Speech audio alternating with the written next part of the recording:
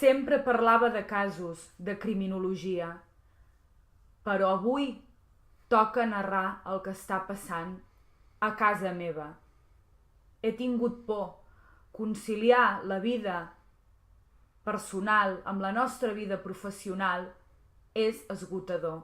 Estic cansada d'autoreprimir-me, de ser curosa amb qui no em respecta. Avui, polítics del meu país aniran a presó. Jo no podré celebrar el Nadal i fer com si res. Em ve de gust de dir que estimo.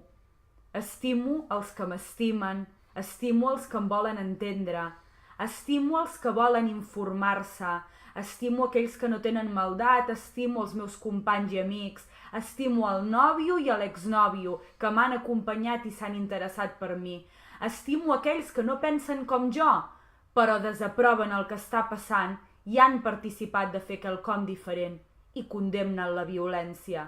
Avui parlo d'allò del que formo part. Narro de la normalitat amb la que alguns assumeixen determinats fets i fins i tot els alleugeren. Sembla que me n'oblido.